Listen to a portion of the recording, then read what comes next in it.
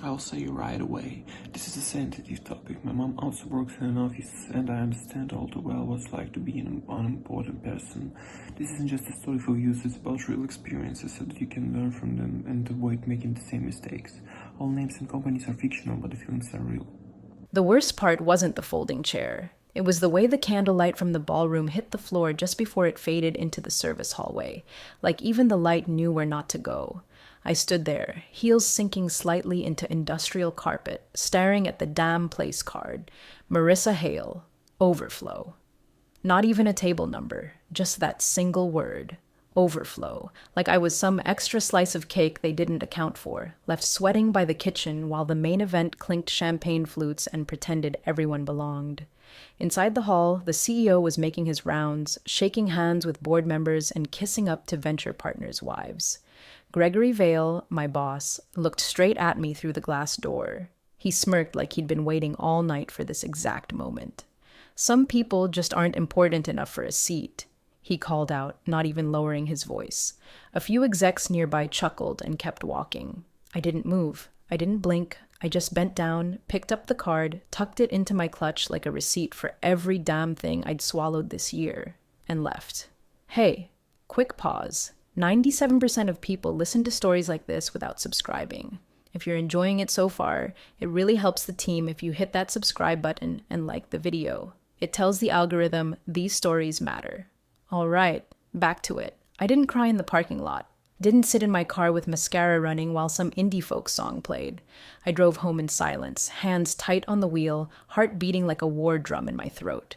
What no one in that ballroom knew, not Gregory, not the corporate puppets with monogrammed cufflinks, was that I'd been preparing for this. Not this exact humiliation, maybe, but for the moment they'd forget who kept their systems from grinding to dust. I wasn't mad. I was methodical. For 3 months, I'd been building something quiet, a digital escrow lock triggered by credential drop and location-based exit. It was buried in the back end of our logistics dashboard, disguised under archived maintenance logs. Not a virus, not sabotage, just a brake pedal they never noticed because they were too busy flooring the gas. I called it Seraphim Protocol, mostly because naming it made me feel less invisible. The logic was simple. If I ever left the building with my badge logged out and no quorum re-entry logged within 6 hours, the protocol initiated, slowly, gently, without panic. The irony was that I'd submitted the original failsafe white paper to Gregory months ago. He said it was too risk-averse and tossed it back with a sticky note that said, "Try thinking more like a startup, Marissa." He liked shiny dashboards and flat design. I liked things that worked under pressure and didn't break when someone yelled at them. By the time I pulled into my driveway, it was 7:46 p.m. I texted my assistant, well, technically Gregory's assistant, but she knew where loyalty belonged, and told her to keep her head down and not touch anything until afternoon tomorrow. She sent back one word, copy. The woman understood timing better than most department heads. I walked inside my townhouse, kicked off the heels, poured a glass of grocery store cab, and sat on the couch staring at the ceiling. My name card was still in my purse. I pulled it out, flattened the crease with my thumb, and stuck it on the fridge with a magnet from Yosemite. Overflow. That was going to be a hell of a chapter title when I wrote the book someday. Gregory had made a theater of disrespect. I was about to return the favor, with silence, precision, and 1,000 invisible threads he didn't know existed. Gregory Vale thought leadership was just volume plus wardrobe. Raise your voice, wear a designer suit, say pivot twice a sentence, and pretend spreadsheets were beneath you. He once told a room full of regional leads, execution is emotional. Don't get bogged down in documentation. You could almost hear the compliance gods weeping. The man didn't understand infrastructure, only optics. And it was fine, until the optics got blurry. He hadn't built a damn thing in his life. The only reason he had Chief Operations under his name was because his golfing buddy sat on the board. And in the weeks before the gala, he got bolder.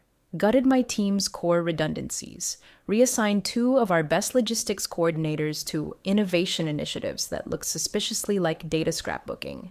He killed our manual checkpoints because we should trust automation. And when I pushed back, he laughed. "Marissa, no one uses printed logs anymore. This isn't 2006. Except when the warehouse routing algorithm hiccups at 2:17 a.m. on a Tuesday and your entire tri-state manifest gets flagged for revalidation.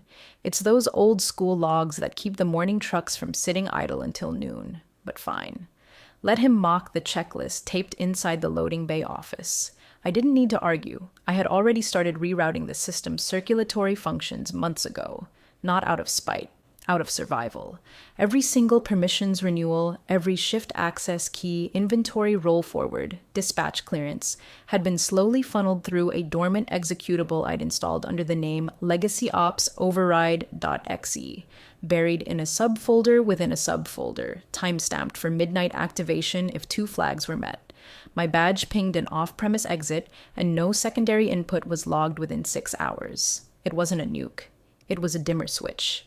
If triggered, the system wouldn't crash. It would drift. Slowly.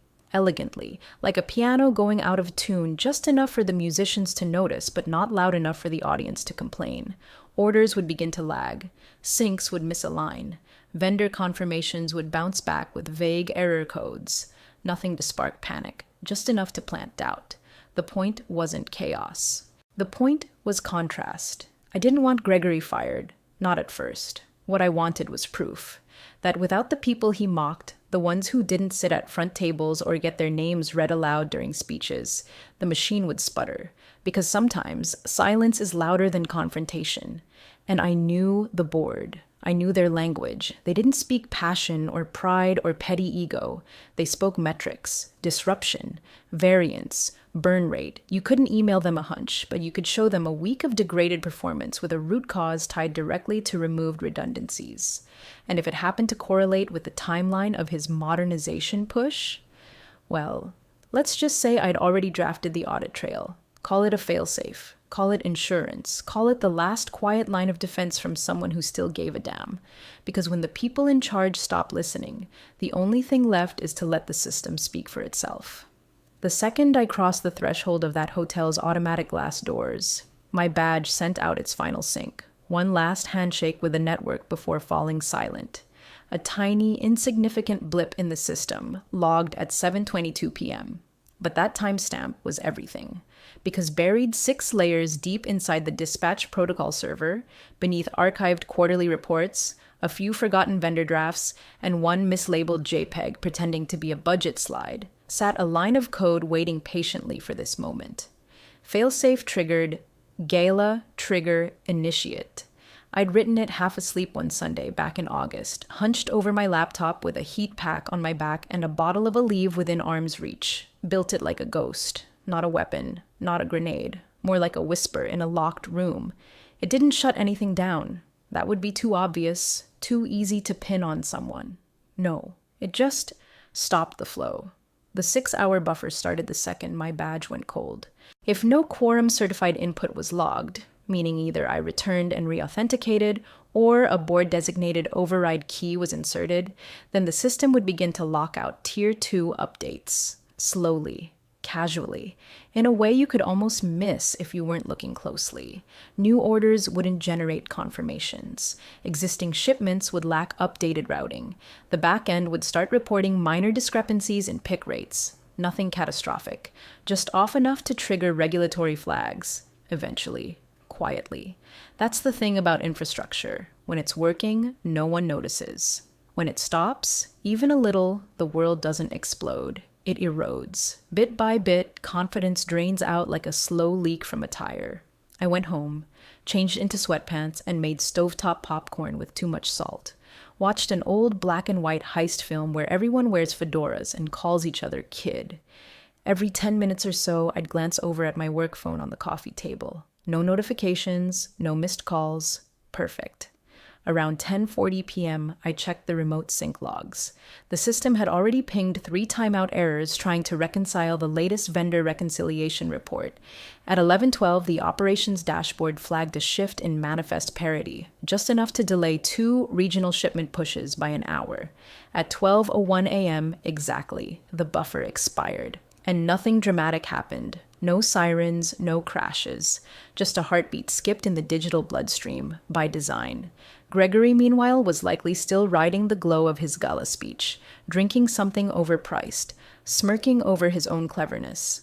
Probably telling someone how the old way just doesn't scale. He didn't know that the very platform he'd gutted was about to remind him what happens when you remove the safety net without checking who wove it. The funniest part? I'd left a memo on it. Back in October, one of those passive-aggressive policy drafts that gets buried in HR folders and never read, titled Post-Operational Escrow Contingencies and Quorum Input Requirements. 3 signatures short of official enforcement. But the language was there, the breadcrumbs, if anyone had read it, but no one ever does, not until the lights flicker, and that was the beauty of it. This wasn't revenge, it was education. While the string quartet slid into some over-polished Gershwin, Gregory raised his glass like he was Caesar back from Gaul. Tonight, he started, his voice puffed full of self-importance and Cabernet, we celebrate progress. That word, he loved it. Progress, as if gutting operational safeguards and calling it modernization was the same thing as innovation. He called it a streamlined transition.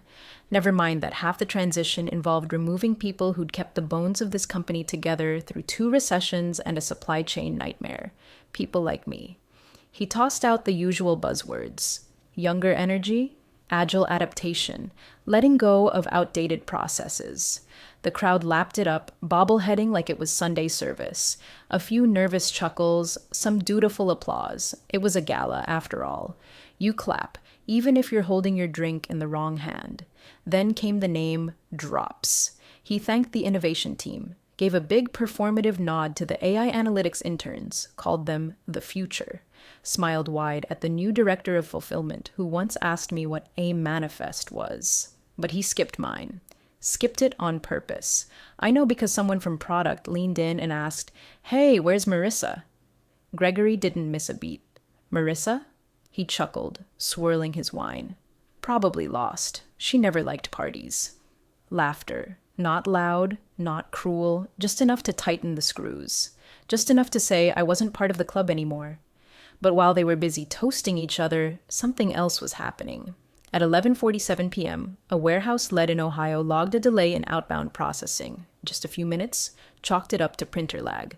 At 11:59, a manifest check failed its autosync pass. Then, on the dot, 12:01 a.m., the first system lock quietly activated.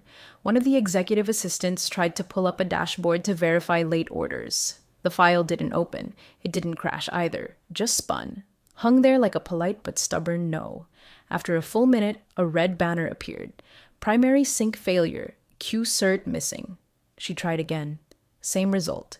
She whispered something to the IT guy sitting near the AV booth. He shrugged and opened his laptop, already a half glass deep into the open bar. He didn't rush. No one was panicking. Just tech being tech, right? Meanwhile, Gregory was telling a story about how he trimmed the fat and made ops leaner than ever. A couple of his yes men nodded so hard I thought they'd give themselves whiplash.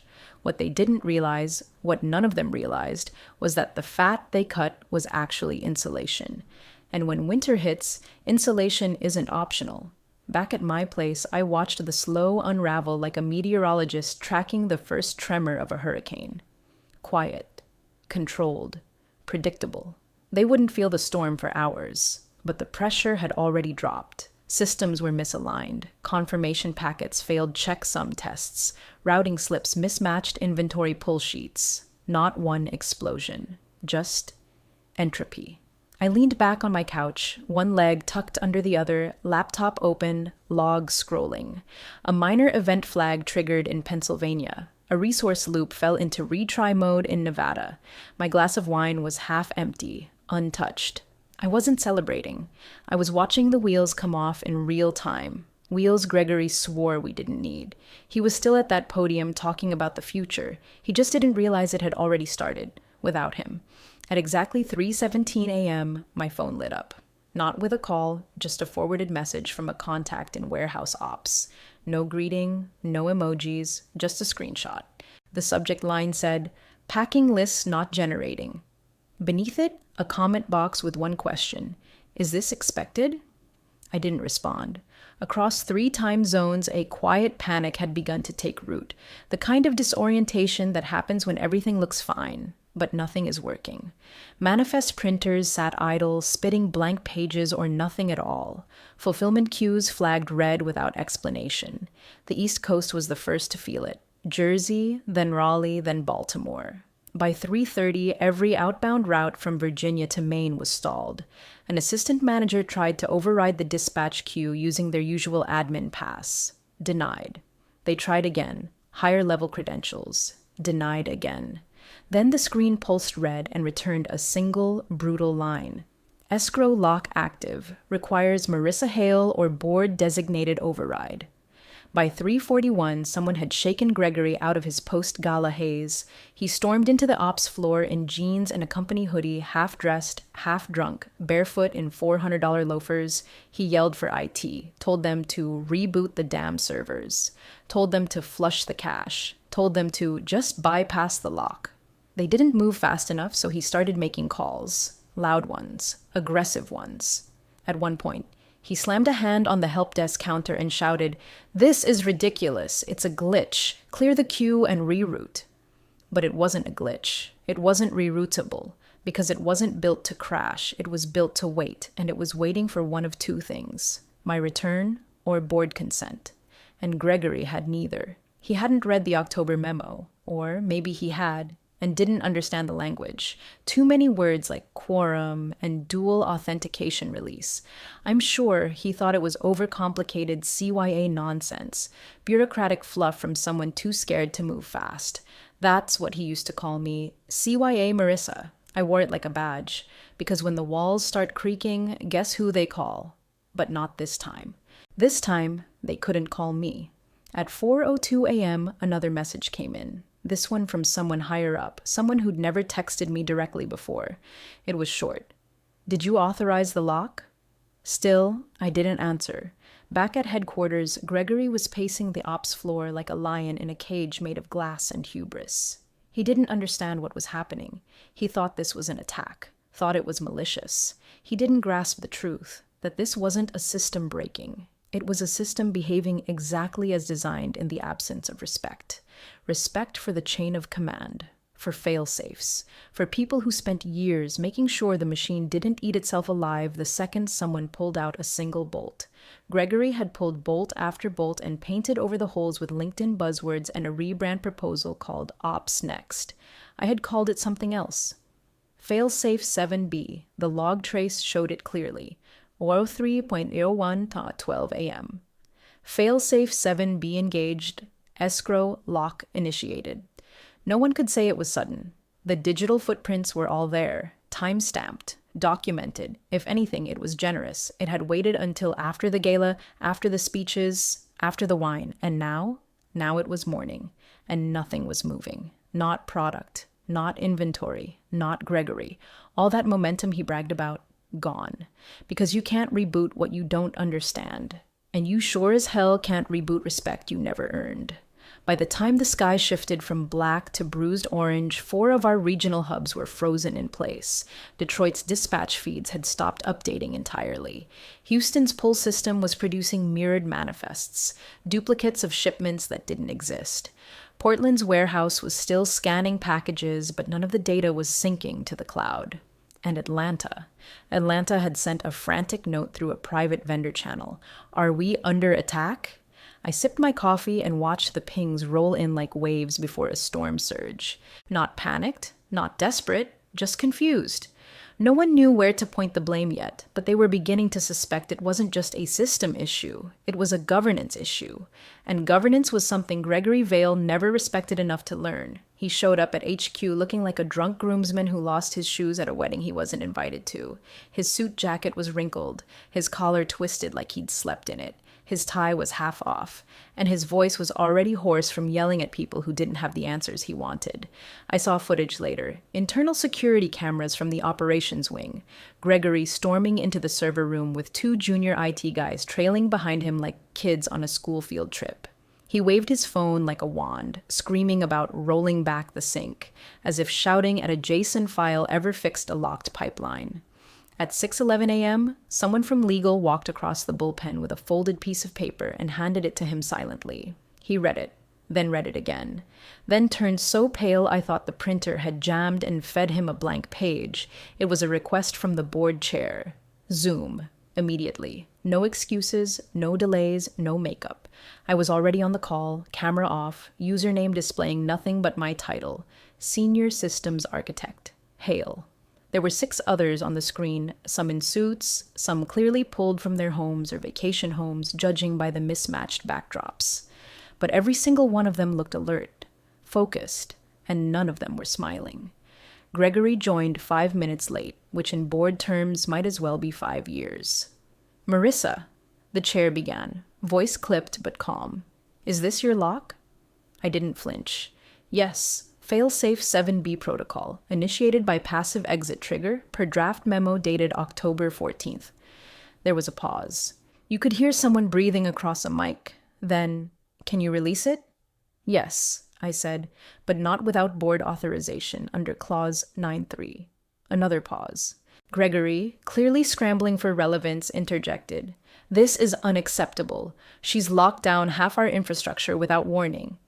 "Gregory," the chair said sharply, "we're not here to debate your management style." Then, turning back to me, clause 9.3 still applies? "Yes. As long as the escrow key is active and not overridden by a quorum vote, release authority rests with the architect of record or board consensus." I wasn't bluffing. I'd written the clause myself, slipped it into the continuity policy review during last year's compliance audit. Gregory had signed off on the document in a rush, too eager to make his dinner reservation to read beyond the first paragraph. It had been waiting ever since. The chair leaned back in his chair. You could hear the tension in the silence. Boardroom silence isn't like regular silence. It's dense, weaponized. "We'll need 10 minutes, he said. "Stay on the call." Gregory muted himself, but not before muttering something that sounded suspiciously like a prayer. I muted too, but my screen stayed open. Coffee warm in my hands. Log still scrolling on a second monitor, silent proof of everything I'd built, everything he'd ignored. Let the chair think. Let them weigh the cost. Because the truth was simple. I didn't want control. I just wanted them to see who really had it. When the board came back on, they didn't waste time. The chair spoke like a surgeon, precise, steady, deliberate. "Ms. Hale, you're still on the line?" "Yes." "We're prepared to authorize the release, but we'll need assurance the system will return to baseline functionality immediately." I already had the packet queued up. The rollback script was clean, time-stamped, double-verified through my own internal loop. What they were asking for wasn't about trust. It was about liability. I opened a shared folder titled Contingency Files. Inside it, a single document, labeled in plain text, Terms for Restoration, Draft. I read them aloud. Immediate reinstatement at previous title and access level. Full control restored to operational systems oversight. Gregory twitched. I kept going. Removal of Mr. Vale from any and all infrastructure-related decision-making. He may retain ceremonial title, but is to be excluded from technical chain of command. I didn't wait for reaction. I just moved down the list. Escrow key to remain active as a permanent integrity buffer, under the authority of the senior systems architect, requiring quorum vote for future deactivation. Another breath. And an internal audit of all changes authorized by Mr. Vale in the past 90 days, especially those impacting vendor contracts, redundancy eliminations, and staffing reassignments. A pause stretched out like a pulled thread. Then the chair leaned forward, hands folded. So ordered. It wasn't a negotiation. It was a diagnosis, and the cure had a name. Gregory went bone white. He opened his mouth, but nothing came out. A sputter, a flicker of panic, and then silence, because no one looked at him. Not even the VP of Finance who used to parrot his every word. Not the compliance officer he strong-armed into pushing through risky changes. Not the board members who used to chuckle at his jokes and compliment his pitch decks. Everyone had already started listening to something else. The numbers, because systems don't lie. And the logs, the backlog, the failed syncs, the shipping delays, the escalating vendor inquiries, they were already speaking louder than he ever could. I didn't smile. I didn't gloat. I just uploaded the rollback key into the shared environment and said, "Patch will execute within 60 seconds. The chair nodded. "We'll be monitoring." Of course, I said. As I ended the call, I pulled up a folder I'd labeled months ago, if needed. Inside, a full audit trail, pre-sorted, pre-indexed. Every one of Gregory's impulsive changes tracked to the line of code. No vendetta, just verification. Because that was always the difference between us. He built bonfires for attention. I built fireproof systems. And when the heat came, only one of us had a failsafe. The parking lot was still half full when I pulled in. The kind of weekday late afternoon where no one's sure if they're supposed to stay late or pretend they're catching up. No fanfare, no whispered stares. Just the low hum of HVAC and the distant echo of heels across tile. I walked past reception, nodded at the security guard, same one who used to buzz me in before Gregory streamlined physical access, and placed my thumb against the panel. It lit up green. Authorization. Hale. 1422. The door clicked open like it never forgot me. Inside, the ops room had that sterile glow again, screens purring softly, dashboards humming with newly restored data feeds, confirmation packets sliding through sync like blood back in a vein. The shipping queues were draining. Inventory delta reconciliations had auto-corrected. Every region was now reporting active. I didn't need to announce anything. I just walked to my station, typed in one command line, and watched the rest unfold. The system didn't need a speech. It needed stewardship, and it had it again. The staff barely glanced up, not out of disrespect, but relief. The kind that doesn't come with applause, just a collective exhale. People back at their desks. Vendors on the line again. The machine working because the mechanic finally got her hands back on the engine. Gregory was on the other side of the glass wall. I spotted him in my periphery, standing just behind the hallway plants that used to be his idea of a touch of warmth. His badge still hung from his neck, but it wasn't active. You could tell. That heavy, strange weight of a credential with no door left to open. He didn't try to come in. He just stood there, hands stuffed into his pockets, tie gone, collar rumpled, watching as the system he'd once called bloated and obsolete spun back to life without him. An executive walked past him, one of the newer ones from the finance side. She held a beige folder under one arm. Gregory stepped forward, maybe to ask something, maybe just to feel included. She didn't even break stride, just walked past him like he was a coat rack in the wrong hallway. That folder? Probably the start of the audit I'd asked for. I sat down in the same chair I'd been told wasn't central to the new org chart. Logged in with the same credentials Gregory once tried to strip from my admin profile. Brought up the same dashboard he had once said should be prettier. No one needed pretty now. They needed functional. They needed accountable. And apparently, they needed me. I didn't gloat. I didn't call friends to brag. I just ran a diagnostic, checked system health, and added one final note in the log. System fully restored. Intervention complete. Integrity escrow remains active. No signature, no flourish, because the people who matter already knew who wrote it. The next Thursday came with its own brand of theater, an internal recognition luncheon, polished silverware, corporate banners, nervous HR reps trying to act casual. I arrived 15 minutes late. No excuse offered, none needed. The receptionist didn't blink. The event coordinator spotted me from across the room, waved like she'd been waiting to breathe again. "Ms. Hale, this way, please." She led me past the glass buffet and through the clusters of executives sipping cucumber water and pretending they liked each other. And there it was, my name card. Marissa Hale. Center table, front row, cream cardstock, gold foil lettering, not a wrinkle on it. I pulled out the chair slowly, the way you do when you've earned stillness. Around me, the conversation shifted. Small pauses, side glances, the tiniest ripple of recalibration. Not fear, just recognition. Systems memory, you could say. I glanced around the room, scanning out of habit, and there he was. Gregory Vale. He stood just outside the periphery of it all in that weird no man's land between relevance and security exit.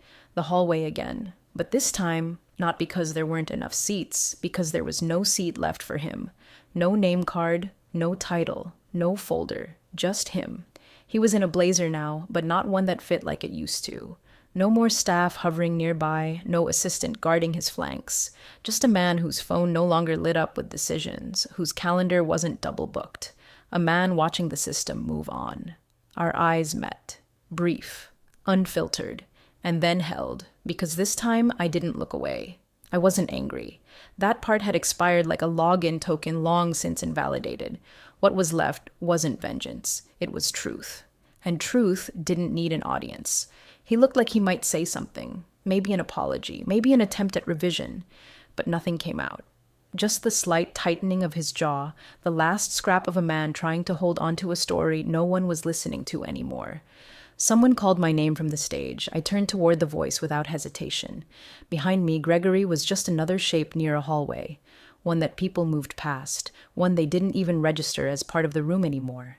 And that was always how it was going to end. Not with a bang, not with some corporate scandal or shouting match, just a quiet shift. One person at the center of the room, and another one, finally irrelevant. His exile wasn't loud, it was precise, permanent.